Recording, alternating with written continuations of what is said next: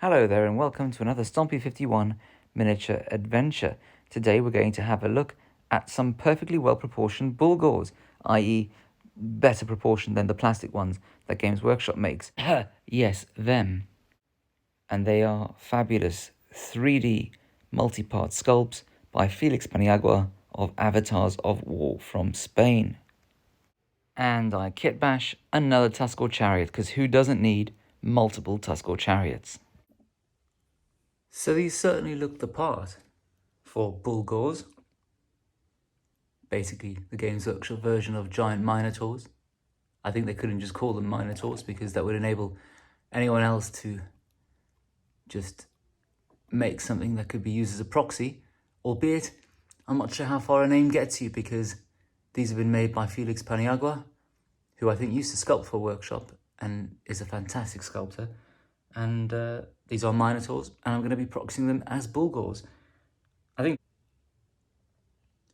Bullgors give a bad name to poor giant minotaurs or bulls. It says, Bullgors are hulking taurine monstrosities consumed by the need to stuff their mouths with raw flesh and blood. I mean, I thought bulls don't eat meat. I mean, presumably they just eat grass like cows. They are the shock troops of the great phrase, capable of smashing their way through almost any shield wall or line of pikes. And I mean, these guys certainly look like they could smash through anything. And to give you a sense, they could smash through a shield wall, and indeed have just done so. I did stick down the various leftover bits from Stormcast Eternal box sets that I made up a while back. So they've just kind of been berserker shield wall breakers like in the Viking tales of old, in a mushroom-addled frenzy, smashing their way through the shield wall with these humongous axes. So basically these come in, what were they? They were sort of three parts. They were the feet, as you can see here, a torso with arms, and then two hands and one of these man-splitting great axes. I mean, they're not very specific to man-splitting. I mean, they're happy gender and species unbiased, smashing through anything, I suspect. And then the head was separate. Now, you need a champion, a standard bearer, and a musician in every one of your units, but you tend to only take 3 of them, maybe unlikely 6. And I didn't really think about that. I mean, I've got one dude who's a musician out of all 10 of these, and obviously plenty of these could be a champion, although why some are more champion-like than others would be hard to work out. They all look like a bit of a champion, which in many ways is what makes these special. And they look pretty easy to paint. I wouldn't go wild. I imagine whatever the modern equivalent of Doombull Brown is for the skin. Bolt gun metal, dabbed and weathered and splattered with blood and rust effect. And then black for the various straps. And then the question to my mind, when there's a bit of armor padding on the shoulders, is whether I paint that red or even blue and then weather it, or whether we just keep it all metal and gold and bronze and all of that jazz. So that's 2 of them there. 2 more of them. I mean, the thing about this material is it's beautiful. It's not fragile particularly until you drop it. If you drop it, it does kind of break like china or glass, which is not great.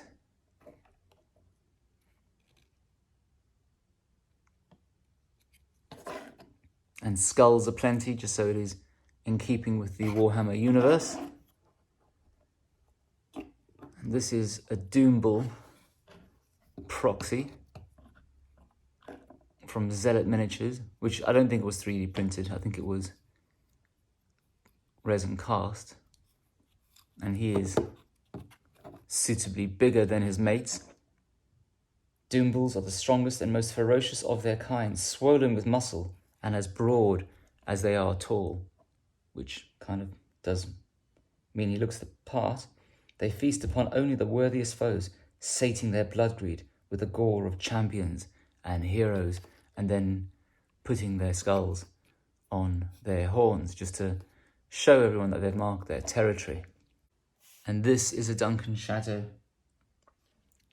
3D STL, which I'll use as a chaos spawn, utterly devolved in both body and mind by the corrupting power of pure anarchy. The hideous creatures known as chaos spawn lurch into battle, lashing out with whip-like tendrils and scything talons in a maddened frenzy. Well, he's got whip-like tendrils. Any talons? No. But, you know, you're whipped enough. I like the little head popping out, showing that there's all manner of inner demonic power screaming to get out. And in terms of a very quick size reference, I mean, that's quite a big and chunky Beastman gore, so you can see that these are quite a deal bigger, but not ridiculously humongous. Although this being 3D printing, you could make them huge, but then you'd have these oversized skulls all over them. So skulls are often a limiting factor whenever you're going wild with 3D printing. And let's find a gore, or no, what are they called? They're called ungores? No, here's a gore, or a bestigore. I've lost track of what they're called. But anyway, so there you go.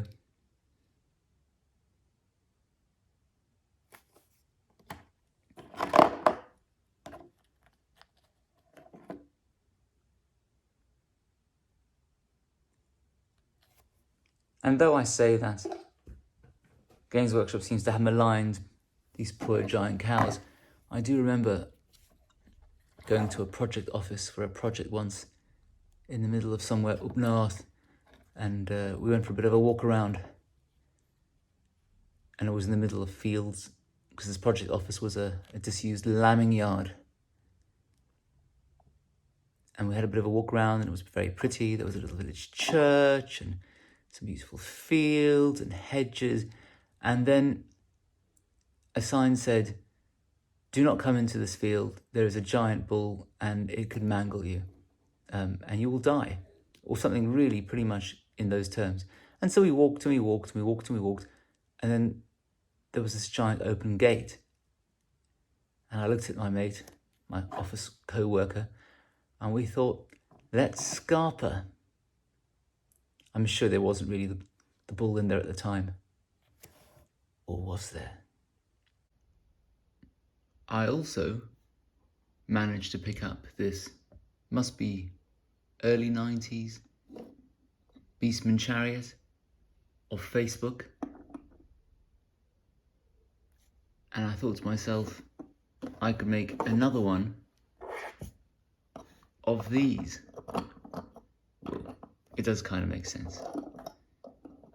And this was, well, I'd already chopped up a Beastman chariot to make some kind of Empire religious war wagon, whatever it was. It was never a great conversion back in the 2010s, but now it's much, much better with these Duncan Shadow warthogs.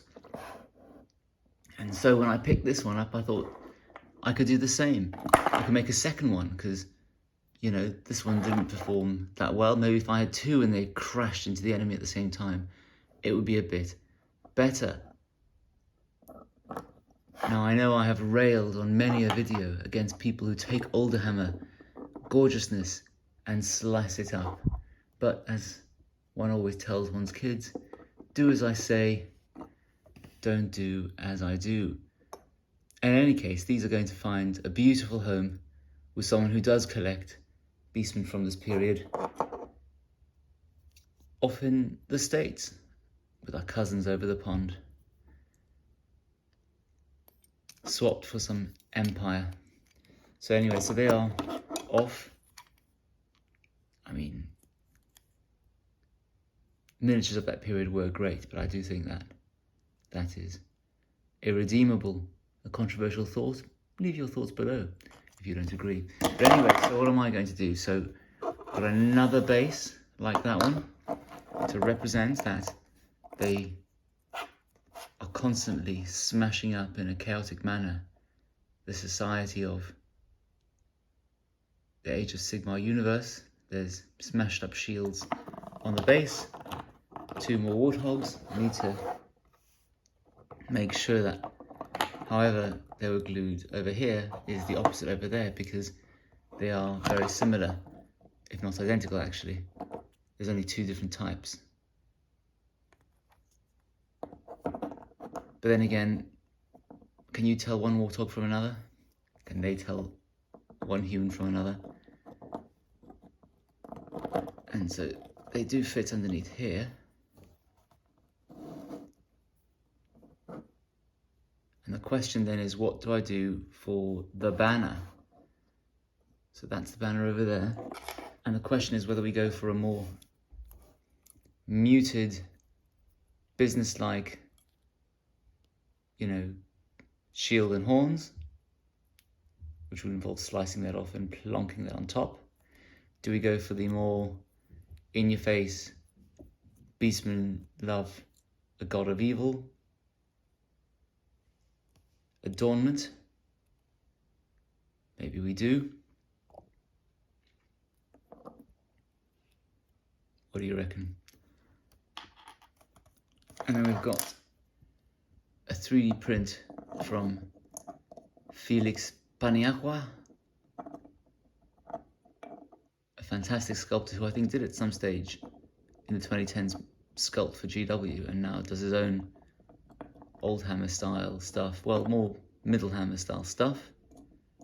And he's pointing, saying, "Go get him, go get him." And then, because there probably then isn't space for his driver over here with him on the main platform, I think we're going to have to do a kind of, Celtic dancing, prancing as an expert horseman on the chariot kind of scenario. I'm sure they did that all the time, and it's not a bit of artistic license here. And I've assembled him to be kind of crowing at the moon, enjoying the thrill of the hunt, the thrill of destroying the civilized old world. And actually, yes, it would work just about there, because otherwise that giant spear comes too far down. And the reason why it's such a weird assembly is because it's the old Ungor body with some new Ungor parts, and there's going to have to be a bit of green stuffing around the edge of the arm with a bit of fur, but even I can do that. And I think the reason he's puffing and blowing is because he's supposed to be the horn blower, the trumpeter. But you know what? Nothing wrong with that. There he goes. Oh! And this is how it turned out. So the green stuffing, flying gore there.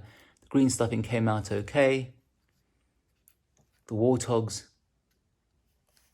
well, they look pretty much the same as the other warthogs, but can they tell all of us apart either? Probably not. The wheels are different. They look like they've been nicked from... So whereas these are the original wheels, I think, these look like they've been nicked from one of the Empire war machines or cannon. And so you've got a bit of very old Games Workshop plastic Games Workshop metal, 3D printing, old plastic, newer plastic, and then this, of course, is taken from the Warhammer Marauder Infantry sprue, which is very dated, but I think you can still buy from Games Workshop.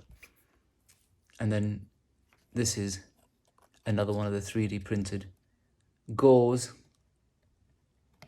by Felix Paniagua, and I stuck an arm on like this, so he's basically saying, "Oi, mate!" You know, because he's about to go flying and clunk over yet another rock. And he's saying, "Oi, mate, your job is to drive, not howl at the moon. Can we look where we're going, please? Because I can't take all this bumping." Or he's just shouting mindlessly, "Forward, forward," as his mate howls with his little mini blood rage, because he's obviously one of the smallest species in the Beastmen of Chaos army. Now, there was a bit of a small mishap in making this miniature, in that I was so excited with all the bits sitting on the side of the kitchen by the washing machine, that in a break from work, I thought, hey, why don't I just do a bit of snipping, get all the bits ready? And so I snipped off the little skull that was at the top of this banner pole, so that this bigger skull could go on it, and the little tinky winky skull and bit of banner pole went flying into the air, and I heard a clink, and I thought, oh no, it's gone into the washing machine. Now you might think, so what? Just get it. And I couldn't find it. I stuck my hand and started feeling around the rim of the washing machine, sticking my hand in the drum, and I couldn't find it. And who cares, you might ask? And the answer is that it's a new washing machine. Why is it a new washing machine? Because the last one had a crack in the barrel. And the man who came to fix it said it had a crack in the barrel because someone had probably left a coin in a pocket which had gone clunkety clunk and caused a hairline crack, which made the whole thing unviable to replace. Just the barrel, that is. Now, the assumption was, by all and sundry, that this was me. And my view, my position is, well, there is no evidence of that. It could be anyone. Now, I know that everyone else in the house is either too small to use cash or doesn't have pockets on any of their attire, which would point to it being me. But no, as far as I'm concerned, it could be anybody. But I thought to myself, it's going to be really obvious this time when they find a bit of a 1990s Games Workshop skull floating around the barrel. And so after 10 minutes of really sifting through the barrel with my hand, I was in despair. I couldn't find it, and I thought, you know what? Whatever happens, happens. And I walked off, and life moved on. Until later that evening, I was just walking around barefoot, which I'm rightly told not to do downstairs. And suddenly I felt a painful little Lego-like insertion into my right foot. And I looked down, and the pain immediately washed away. Painful though it was, because it was a little skull on the other side of the kitchen, which was why I hadn't been able to find it, stuck in my foot. And I smiled inwardly and went to bed in the knowledge that at least this time, if the washing machine breaks, it won't be me. I did have a game with these guys, opposite someone playing Iron Jaws, just 1,000 points for Age of Sigmar. So because of Beastman ambush, my guys were all just sitting off the pitch, so to speak, whilst my opponent set up in a conventional manner on the other side of the table. Now, about half my army I managed to set up within 9 inches of a table edge and 9 inches away from the enemy, and managed to make the charge into these Gore Grunters, whose job is to crush into you. So my Bullgors crashed into them and pretty much killed all of them except for that one little fellow there, who got polished off shortly afterwards. And my Tuskgor chariot, within 9 inches of the table edge, still managed to Tuskgor charge into the rear of these orcs, whatever they're called, causing some mortal wounds, but unfortunately, because you have to pick who goes into combat first, I chose the Bullgors into the Gore Grunters, and they did well, as you just saw, but that meant that this was the second combat, and so those guys with big axes just turned around and clunked to death the poor little Tuskgors. You see, the mistake I made is I thought that if I put the other half of my army 9 inches away from that table edge and on this right flank, they would be able to hold down that objective and kind of outflank the enemy. But this isn't really an outflanking kind of game. And so the reality was I should have just taken what you can see on the right, lined it up behind the orcs, and then just really crushed and crashed into them from the left flank with my entire army, and then just rolled down through the length of the orcs. And instead, I allowed his force on the left to crush half of my force and then come back to this point and then crush the other half, which was a bit of a mess up. This really didn't go well, and as my opponent said, lessons learned for next time. And on the subject of next time, thank you very much for watching to the end as ever. Please do like, comment and subscribe. I love people leaving comments that I can quietly and gently respond to in the course of the working week. Keep well, keep safe, wherever you are.